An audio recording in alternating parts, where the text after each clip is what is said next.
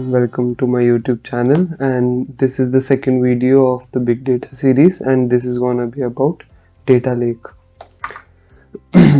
So let's see the agenda of the video.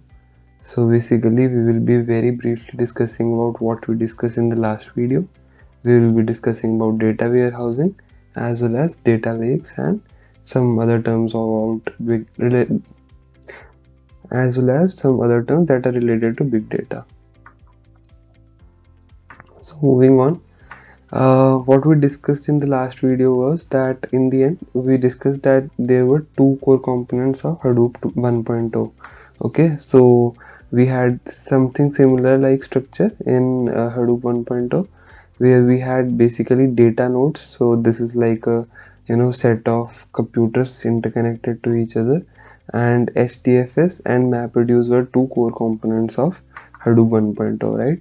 And HDFS basically allowed us to form that cluster of computers and use that combined capacity for storing the data. Whereas for MapReduce, which is the second core component, it basically allowed us to use the combined computing power and basically use that combined power to process that enormous data that we have stored through HDFS. So like this is just a brief up from last video. If you haven't checked it already, please surely check it out. It will give you a very good idea about how basically big data started. So what before HDFS or like MapReduce, right? So we obviously used to still have a lot of data, and how did we manage that before these two came into existence? So basically we had some data warehousing tools like Teradata and Exadata. But now the question arises that what is data warehousing, right? So we basically created various data pipelines. So data pipelines as in the data basically came from some sort of source, right? And we use that source, and basically there were sources like OLTP systems, okay?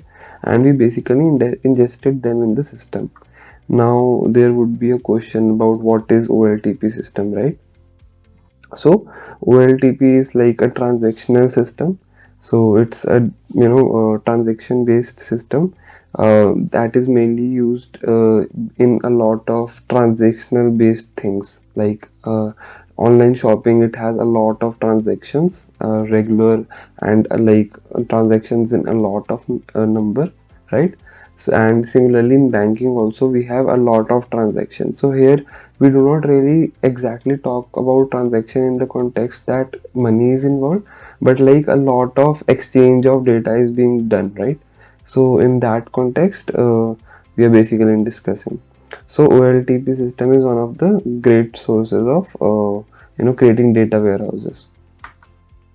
So once the data was ingested, so we basically stored it obviously, and then processed it and to further consume it. So we processed the data and extracted some business insights, and based on those business insights we made some right business decisions, and that's how we basically increase the strongs. Okay, so and again data warehouse would be discussed in much more detail further in the video, so just stick to the video till the very end, right? Now there was a challenge with data warehouses, right?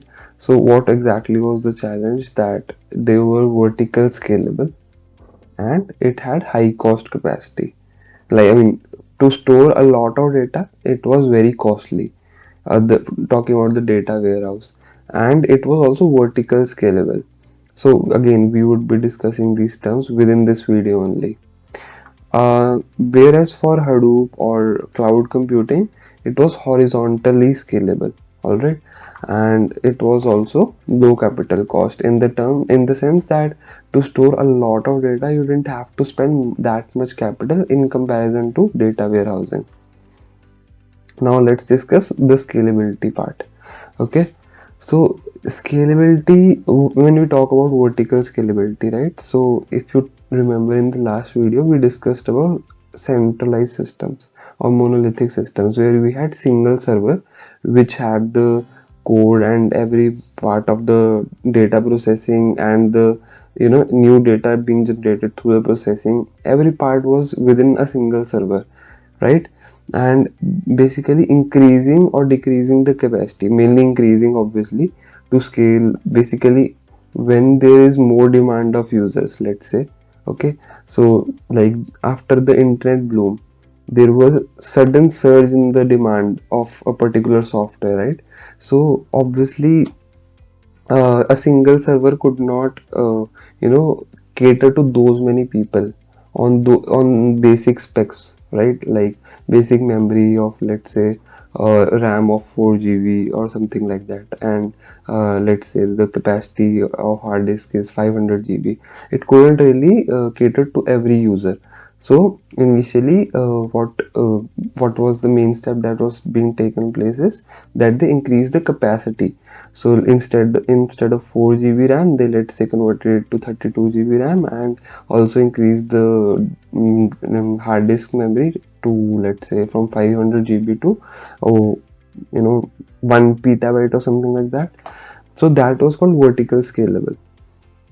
So you could increase the capacity or basically upgrade the hardware of a single device, whereas in horizontal scaling we have a lot of virtual devices. Okay, so like we talked about the same thing in distributed systems also, that a lot many computers are interconnected. Okay, and like it's not like that they are at a particular place and they are like wired together and interconnected. Like they can be present in different places also, but still they are connected. All right, and basically when needed, so let's say uh, before internet came in, so we had, let's say, 100 users, right? And after internet we have again 1 lakh users.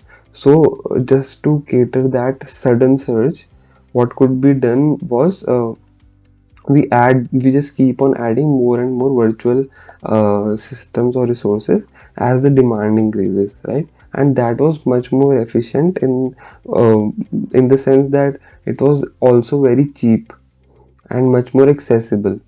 So again, we would be discussing a lot more such things in detail in further videos or within this video as well.